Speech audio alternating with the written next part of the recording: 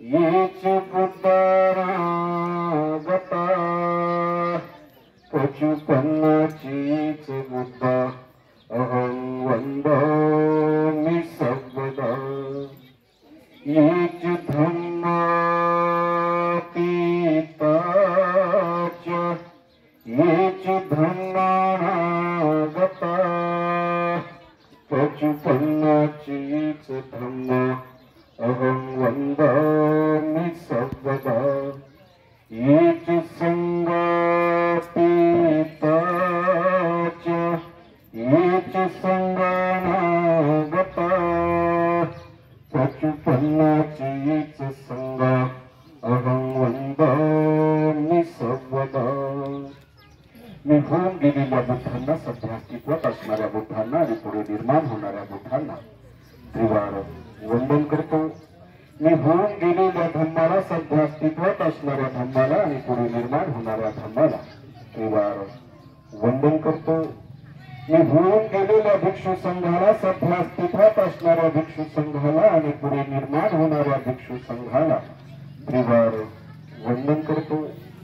महामानव भारतरत्न डॉक्टर बाबासाहेब आंबेडकर यांच्या पवित्र अशा धम्मक्रांती शेवटच्या श्वासापर्यंत समर्पित करून आज या लोहटा या गावी भगवान बुद्धांच्या मूर्ती प्रतिष्ठापनेच्या निमित्तानं उपस्थित सर्व उपासक उपासिका, बालक तथा बालिका आपल्या सर्वांच्या प्रती मंगलकामना व्यक्त करून छोटीशी धम्मदेशना आपल्या समोर सादर करतो। भगवान बुद्धांचा धम्म हा विज्ञानवादी धम्म आहे। बुद्धांच्या धम्मामध्ये अंधश्रद्धा किंवा कर्मकांडाला थारा नाही। हा विज्ञानवादी धम्म आहे।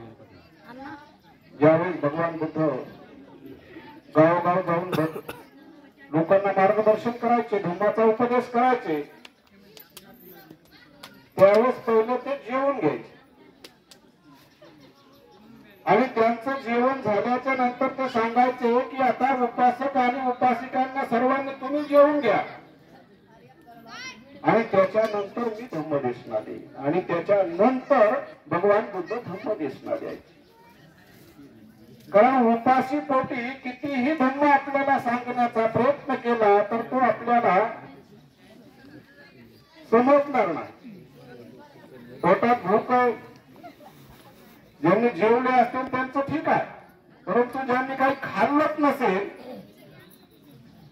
त्यांना या धम्मदेशनाच्या ऐवजी ज्यावेळेस त्यांच्या पोटात काहीतरी अन्न जाईल त्यावेळेस त्यांना ती ऐकण्याची मानसिकता वाटेल।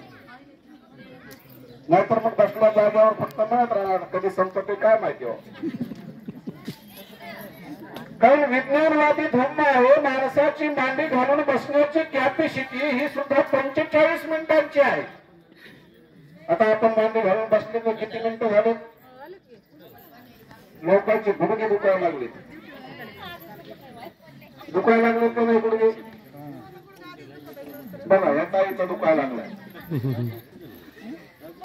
कारण मांडी घालून बसण्याची कॅपॅसिटी ही फक्त 45 मिनिटाची आहे आणि चांगला उपदेश ऐकण्याची मानसिकता सुद्धा ही पण 45 मिनिटाचीच आहे।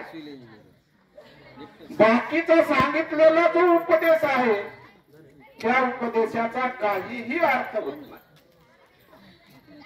ज्यावेळेस माणसाची मांडी दुखायला लागते, गुडघे दुखायला लागतात, त्यावेळेस माणूस असा गुडघा लांब करते आणि गुडघ्याला चोळायला लागते। कसं चोळताय? असं आहे का नाही? असं कोण चोळतंय का? बरे असं चोळायला।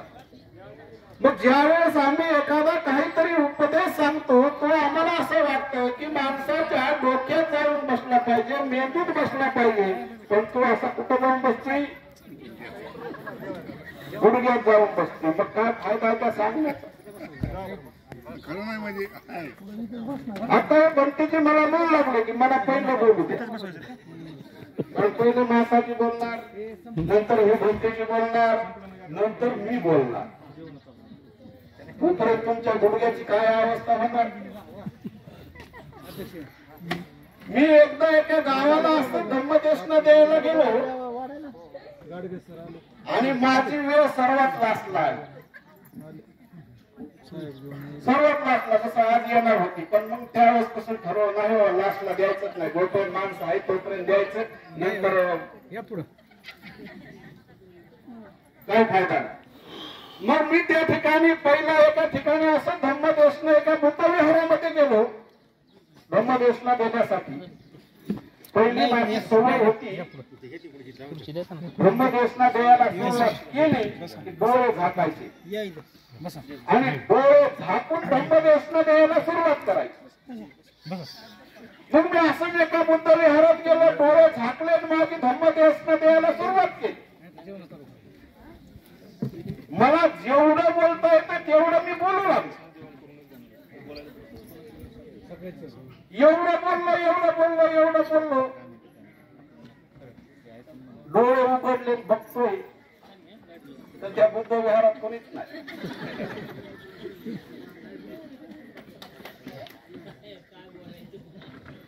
आणि मग बुद्ध विहारात कोणीच नाही, पण एक आजी बसल्या. आजी बसलेल्या होत्या. मनाला थोडस समाधान वाटलं की अरे एकतरी आजी हाईत जाऊ द्या. बाकीच्या लोकांना धम्मदेशना आवडली नसेल, नौखा असेल, काहीतरी चुकलं असेल माझं बी एका दिवस, पण आजीबाईला आवडली बस झालं. एक माणसाला आवडली बस झाली.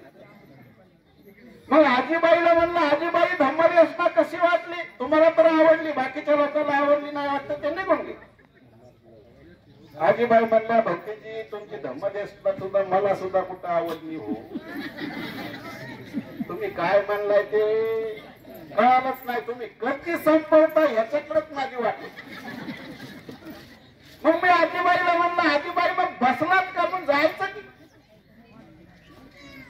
आजीबाई म्हणल्या, भंतीजी ज्या खुर्चीवर बसून धम्मदेशना देतात ती खुर्ची माझी आहे. तुमची धम्मदेशना संपली की तुम्ही उठणार, मग खुर्ची घेऊन घरी जायचं हो म्हणून. धम्मदेशनेचं मला काय घेणं.